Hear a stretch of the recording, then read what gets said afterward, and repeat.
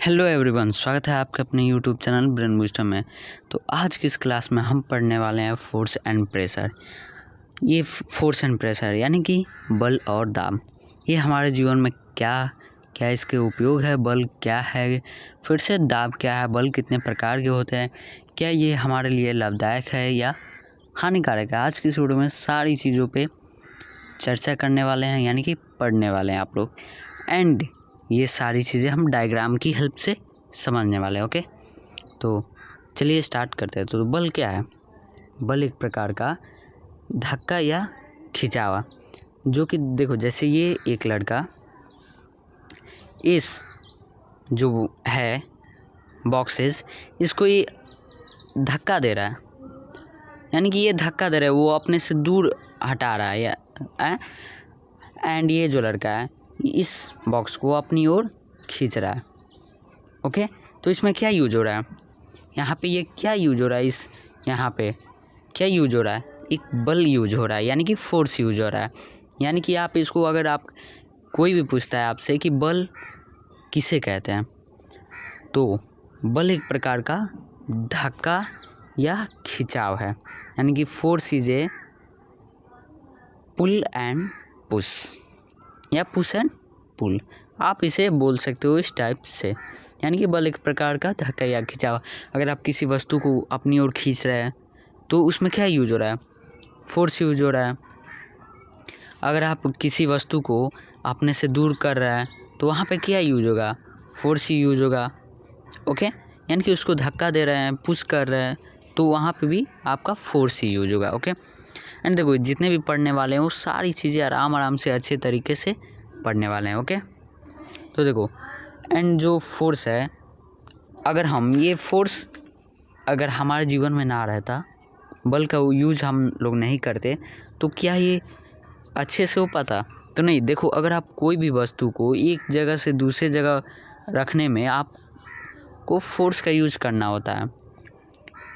And ये जो force है, अगर आप इसको यूज करते हो अच्छे से, तो आपको इससे कहीं ना कहीं लाभ होगा, प्रॉफिट ही होगा इससे। क्योंकि अगर किसी वस्तु को एक जगह से दूसरे जगह आपको करना है, तो वहाँ पे आपको फोर्स का यूज करना ही है। ओके, यानी कि एक जगह से दूसरे जगह किसी वस्तु को करने के लिए आप क्या यूज करते हैं? फोर्स यूज करते हैं। एंड ये जो फोर्स है उसका एसआई मात्रक क्या है? एसआई वैल्यू क्या है? न्यूटन। ओके, न्यूटन है। एसआई मान क्या है? न्यूटन। अगर आपसे कोई पूछे कि फोर्स का एसआई वैल्यू क्या है, तो आप बोल सकते हो कि न्यूटन, जिसको हम एन से रिप्रेजेंट करते हैं। ओके, एंड वही चीज़ सीजीएस में पूछे कि फोर्स का सीजीएस पत्ती क्या है? सीजीएस पत्ती क्या है? तो डाइन। सीजीएस पत्ती क्या है फोर्स का? तो डाइन आप बोल सकते हो। एंड देखो, अगर हम न्यूटन और डाइन में संबंध की बात करें, तो एक न्यूटन में कितने डाइन होते हैं? 1 newton is equal to 10⁵ dyne. यहाँ पे एन दे देते हैं। 1 newton is equal to 10⁵ dyne. Okay, आप ये सारी चीज़ याद रखो। आपसे ये क्वेश्चन में पूछ सकता है कि न्यूटन एंड इस टाइप से पूछेगा कि relation between newton and dyne, यानी कि न्यूटन एवं डाइन में संबंध। या आपसे ऐसे भी क्वेश्चन कर सकता है 1 newton is equal to what dyne. Okay, इस टाइप से क्वेश्चन मार्क करके डाइन कर सकता है क्वेश्चन, इस टाइप से आपसे पूछेगा। ओके, एंड देखो ये जैसे बॉल है, फुटबॉल है, तो इसको आगे बढ़ने या रुकने में क्या हेल्प कर रहा है? क्या लग रहा है? अगर यहाँ पे कोई लड़का इसको धक्का दे रहा है, इस फुटबॉल को किक कर रहा है, तो वहाँ पे क्या यूज हो रहा है? फोर्स यूज हो रहा है। अगर हम कोई भी वस्तु को अगर हम धक्का दें या किक करें, यानी कि मारे, तो वहाँ पे आपका क्या यूज होगा? फोर्स यूज होगा। अगर कोई भी वस्तु को अगर आप उठा रहे हो, चलो ये तो आप धक्का या ये सब आप जानते हो। अगर हम, ये आपका बॉक्स हो गया, बॉक्स एक बार बना ले, ये आपका बॉक्स हो गया। अगर आप इसको उठा रहे हो तो यहाँ पे क्या यूज होगा, क्या यूज हो रहा है उठाने में? इसको फोर्स यूज हो रहा है, जो कहाँ पे आप देख रहे हो, यहाँ पे आप देख रहे हो फोर्स, यहाँ पे आपको शो करता है, जो जिसे आप लोग बॉडी बोलते हो।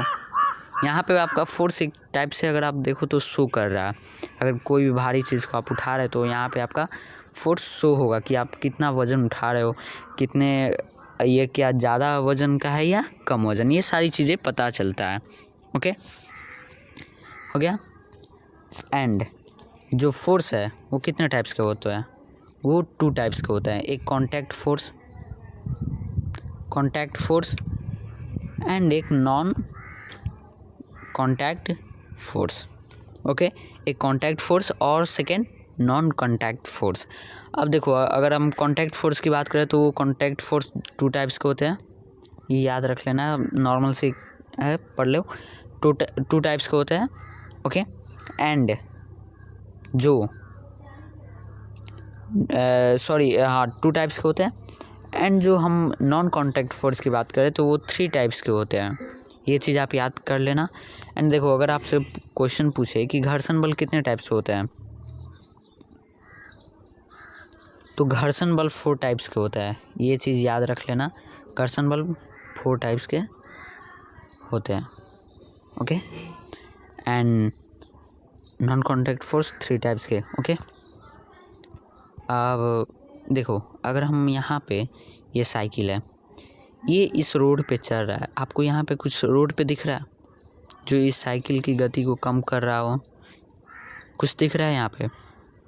तो देखो, जो सड़क होता है, ये सड़क हुआ, यहाँ पे रुखरापन बनाया जाता है, फ्रिक्शनेबल बनाया जाता है, जिससे अगर आप देखो, जो घर्षण क्या है, घर्षण जो गति का विरोध करता है, गति को ज़्यादा बढ़ने नहीं देता, बल्कि बजाय कि उसको कम ही करता है। यानी कि यहाँ पे अगर आप रुखरापन जितने रखिएगा, यानी कि वहाँ पे आप घर्षण का यूज़ कर रहे हैं, यानी कि आप वहाँ पे बल को कम कर रहे हैं।